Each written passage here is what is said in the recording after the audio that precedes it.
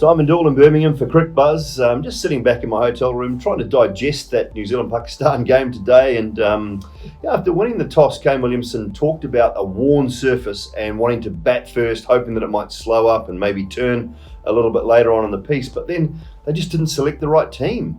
From my point of view, if you're going to look at that and bat first, then Sodhi had to be part of that team. They had to make changes. I know I keep talking about this, and I know I keep talking about Nicholls having to play from a New Zealand point of view, but they just have not selected the right team, and maybe they're just getting too late in the tournament to be changing things and tinkering around too much with it now. I still believe they have to make a couple of changes prior to the Australian game, but looking back at today, the tactics were wrong.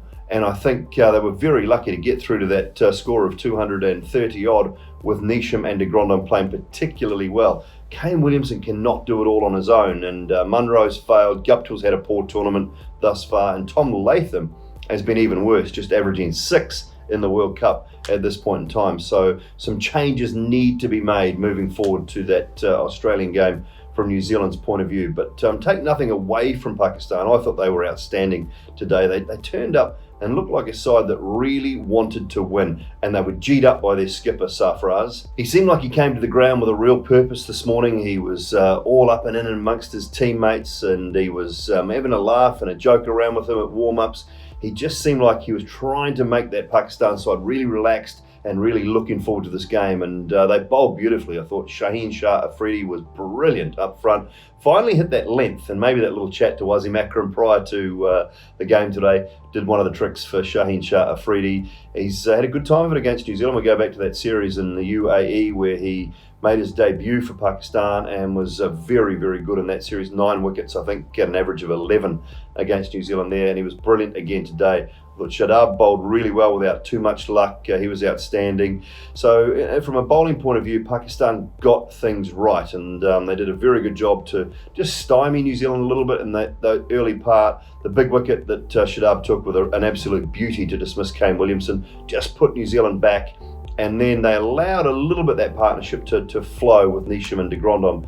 But I think if Pakistan had been offered 230 odd, 237 in the first innings to chase, I think they'd have taken it all day. So a terrific performance. It keeps the tournament alive. I think that's the main thing from Pakistan's point of view. You now got Bangladesh in there, Sri Lanka. You know, there's sides that can fight it out with New Zealand, England, and possibly India. I'd say possibly, but not really. India should be good enough to win a couple of games and definitely qualify. So there are a couple of extra sides just fighting out that 3rd and 4th spot and looking like they might be contesting that 3rd and 4th spot at the moment, which is great news for the tournament as a whole.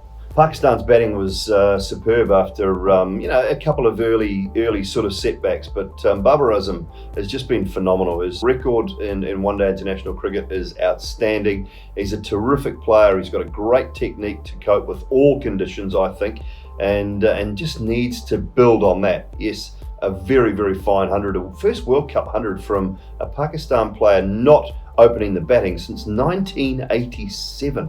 Couldn't believe that when I was told that stat today. So, that's something that Babar Azam has got, and I'm really pleased for Pakistan that they brought Haris Sohail into their side. He's a quality player. He was very good against South Africa in the last game, and he proved today again why he can be a match winner in that Pakistan side. So maybe they're just coming right at the right time of the tournament, or have they left it too late?